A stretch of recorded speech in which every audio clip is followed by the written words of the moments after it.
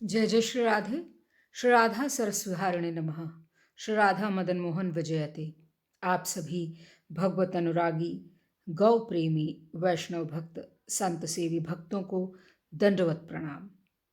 मनोहर आश्रम और गौशाला के YouTube चैनल में भक्त चरित्रों की श्रृंखला में प्रस्तुत है डॉक्टर अवध बिहारी लाल कपूर द्वारा रचित ग्रंथ ब्रज के भक्त से श्री जगन्नाथ दास बाबा जी का चरित्र।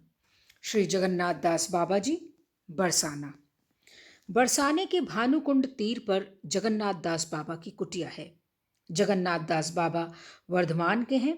युवावस्था में राधा रानी की कृपा की अभिलाषा हृदय में लेकर यहाँ चले आए थे। बहुत दिनों से वैराग्य अवलंबन कर यहाँ रह रहे हैं। बड़े निष्किंचन महात्मा हैं।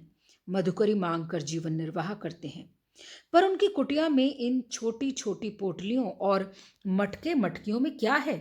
इनमें गुड़ है, चावल है, पुरानी इमली है और हर, बहेड़ा, आंवला, चूरन, चटनी आदि औषधियां हैं। ये सब साधु वैष्णवों और ब्रजवासियों के लिए हैं। बाबा स्वयं तो मधुकरी में प्राप्त रोटी के टुकड़ों के सिवा और कुछ लेते नहीं। साधु वैष्णवों के लिए ही तरह तरह की औषधियां और अन्न आदि जुटाकर रखते हैं। आवश्यकता पड़ने पर अपने हाथ से बनाकर भी उन्हें खिलाते हैं। पर इस समय बरसाने और आसपास के गांवों में भयानक दुर्भिक्ष के कारण त्राहि त्राहि मच रही है। बाबा को ब्रजवासियों के घर मधुकरी के लिए जाने में बड़ा संकोच हो रहा है। क्या करें, कुछ समझ में नहीं आ रहा। कुटिया में जो थोड़ी बहुत सामग्री है वो तो साधु वैष्णवों के लिए है। उसे अपने प्रयोग में लाएं कैसे?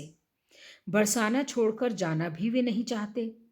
कहीं अन्यत्र जाने से सोचते हैं तो हृदय में धक धकी चलने लगती है, सांस लंबी खींचने लगती है और नेत्रों से गंगा यमुना बहने लगती है। कई दिनों से बाबा मधुकरी को नहीं जा रहे हैं। आखिर कब तक निराहार रहते? विवश हो उन्होंने बरसाने से चले जाने का निश्चय किया। पर जो एकमात्र राधा रानी के चरणों का सहारा लेकर उनके स्थान में हमेशा के लिए डेरा डाल चुका है, उसे वे कब अपने से दूर करना चाहती हैं? उसके जाने का विचार मन में आते ही उनके हृदय में क्या कम धक धकी होने लगती है। बाबा जैसे ही डेरा डंडा लेकर बरसाने से जाने को हुए, एक किशोरी ब्रजबाला ने आकर पूछा, बाबा कहाँ जा रहे हो है? जाऊं हूं कहीं। बाबा ने नेत्रों में आंसू भरकर कहा। क्यों?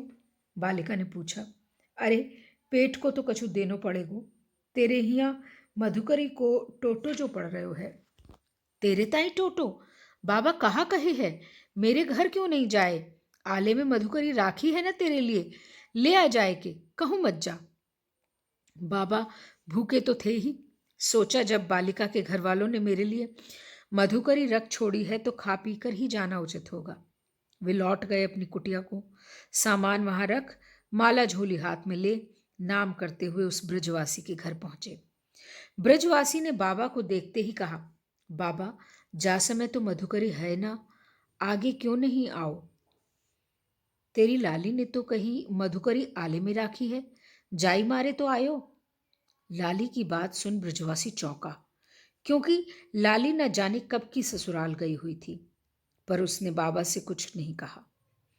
घर में जाकर स्त्री से पूछा, बाबा के ताई मधुकरी आले में राखी है क्या?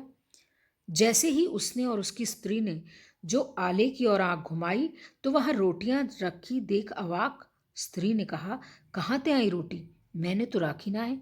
ब्रजवासी ने फिर भी मधुकरी के रहस्य के बारे में बाबा से कुछ नहीं कहा। रोटियां उन्हें देते हुए बोला, बाबा रोज आके ले जाया करो। डूबते को तिनके का सहारा बहुत होता है। बाबा ने बरसाने से जाने का विचार छोड़ दिया। रोज उसी ब्रजवासी के यहाँ आकर मधुकरी लाने लगे। उस ब्रजवासी परिवार पर आज भी राधा रानी की प्रचुर कृपा है। गौड़ीय वैष्णव जीवन के लेखक ने लिखा है कि बनखंडी नाम के उस परिवार के वर्तमान वंशधर ही बरसाने में सबसे अधिक संपन्न और सुखी हैं।